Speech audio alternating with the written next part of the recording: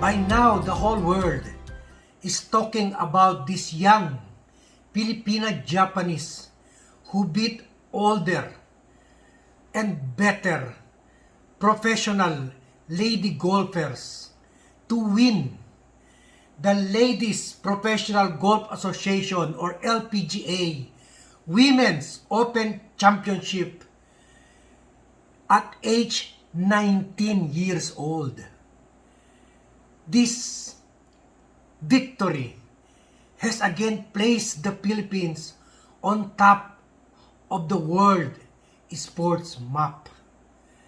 We have another Manny Pacquiao in the world of sports, or Heidelin Diaz in the world of weightlifting. So this is a glorious and victorious day for Filipinos, because Yuka Saso happens to be the first Filipina, even with a Japanese blood, player to ever win a major golf tournament title, an international golf tournament title. So, before I delve into her life, please subscribe to the Vlogcaster Armandin YouTube channel, because in this channel, I will be describing more real and actual events where I witnessed the growing up years of Yuka Saso as a junior golfer, because she played along with my daughter as a member of the Junior Golf Association of the Philippines. My daughter decided in later years to take a different path. She decided that she wanted to be an engineer more.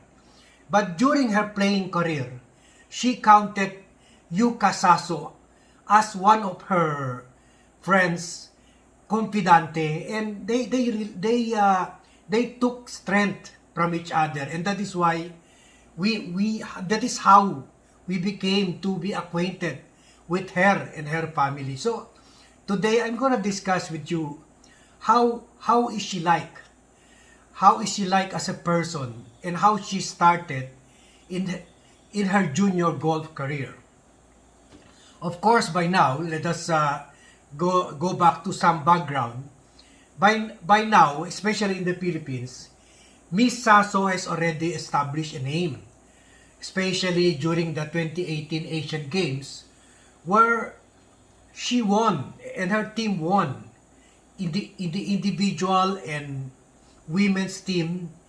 They won the first gold for the Philippines, and that really boosted the morale of our local players.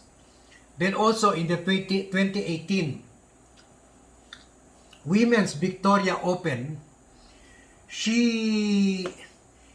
which was part of the Ladies European Tour, she finished 17 at 17 years old. And finally, in the 2018 Summer Youth Olympics in Buenos Aires, Argentina, she almost won a gold medal. So, really, at 19, Yuka Saso is yet to do more, yet to accomplish more. But where did all this started? So, Yuka was born on June 20, 2001 in San Ildefonso, Bulacan, here in the Philippines. Her mother is Fritzi, a Filipina, and her father is Mazuoko, but we call him Masa or Masa. So, they have a business in Japan, and they're very good and friendly family. Yuka started training for golf at the very young age of 8 years old in 2009. That's how they really started. In fact, my daughter started at 6 years old and played for the Philippines in the US and won a fifth place at that age. So Yuka is always proud to say that she's born in the Philippines. She grew up here, but they moved to Japan at when she was 5 years old. And then she also told us that back in Japan, she couldn't speak Japanese. She was more conversant in English and Tagalog. So she didn't have many friends. So her dad decided to bring her to the driving range and to the golf course.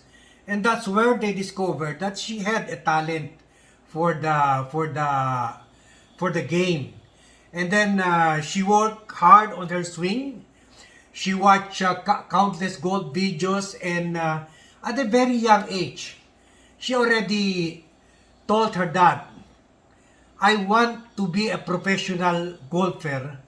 Her father didn't take this seriously, but he supported her daughter all the way, and then knowing that there is a very vibrant and very active junior golf community in the Philippines, he decided to bring her here at 9 years old. Here, they decided she could play golf every day and do homeschooling and work towards her dream. So, as you can see in all these pictures I am posting here, that Yuka started playing with the Junior Golf Association of the Philippines. And these pictures were taken during the opening ceremony of the 2013 Junior Golf Tournament, World Junior Golf Tournament at the legendary Pinehurst Golf Country Club in North Carolina, USA. So, Yuka started like the others. She was not very exemplary in the game, but slowly she started improving. That she won a gold medal in the 2016 World Junior Girls Championship event in the US, and she, from there was no stopping her. So you wonder, how is she as a person? This is what I love to remember about Yuka. She is now on top of the world, on top of her game at her age. Yet, what sticks to my mind about her is how she is as a person. And I hope she won't change. And you can see this in her victory interview, where she said, where she expressed her thankfulness to her parents, to her sponsors, and to her supporters in the Philippines and Japan. So, Yuka is no air. She has no air. In spite of her talent in golf, she's never boastful. She's this humble person. Sometimes she calls elder people or parents or coaches tito and or tita. She was more Bulakeña than a Japanese.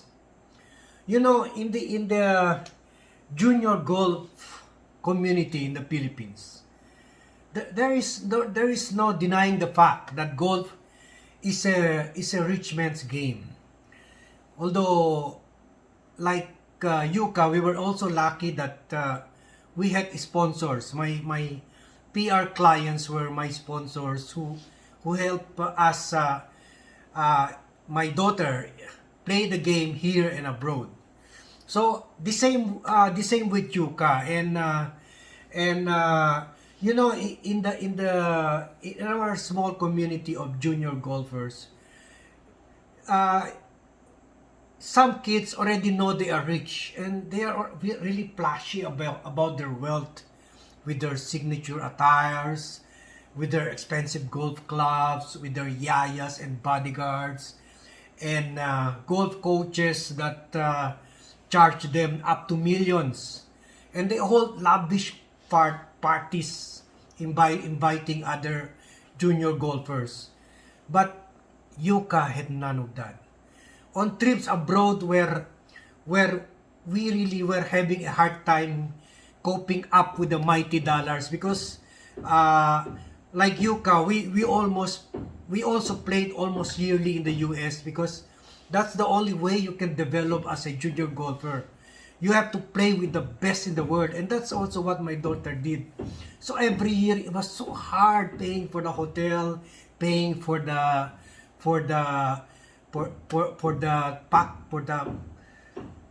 coaches abroad, or coaches you have to bring abroad, and the golf fees and other groceries, because you'll be paying in dollars.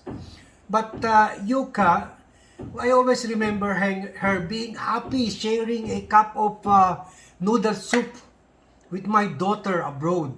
So she's very Spartan. She's very humble. She's very down to earth. But and early on, she matured as a person and as a golfer. Being kids, you can see other kids being playful before or after the game. In fact, even my daughter were chasing frogs even during the game when they see frogs in the fairway. But Yuka was already, you can see she's focused on the game. She, instead of playing, she's practicing in the green and in the putting green. And then after the game, she's doing the same. While other kids go to the swimming pool or hang out or play video games with other kids, you can see her consulting or reviewing the game with her coach or her dad. So, and unlike other kids who cry, who throw tantrums after losing a game, Yuka looks sad, but she's always smiling. She is unbroken by defeat, and you can see that in the game. No matter, especially in the LPA game, at the very start it was not good. She was really hitting the green. She's always in the sand traps or in the rough around the green, but she always managed to come back and hit nearer the tee. That's the kind of Yuka I know. That's the kind of player she had been. She is unbroken by defeat. Her sense of sportsmanship and determination is very, very high, and I think she gets the best of both in the Filipino and Japanese culture. So that's my first installment about the Yuka Saso I know, and my honor of witnessing her growth, how she developed her skills and mindset as a world champion, starting from her junior golf years. And I will be coming up with follow-up stories on this, especially her dreams for the Philippines, and why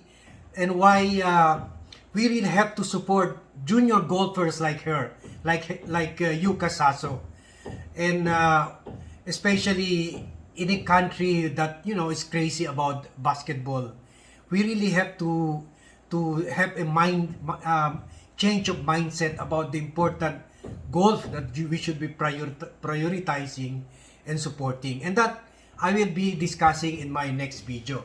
So I end here, and again I wish, with the Filipino people, with the whole world, I wish to congratulate Miss Yuka Saso. You deserve all this. We have seen how you worked so hard for this, and Please subscribe to the Blogcaster Armandin YouTube channel, and please share this video to aspiring golfers, because I will also be giving in the future, I'll be giving tips on how to be a junior golfer. And thank you very much for watching, and see you in my next video.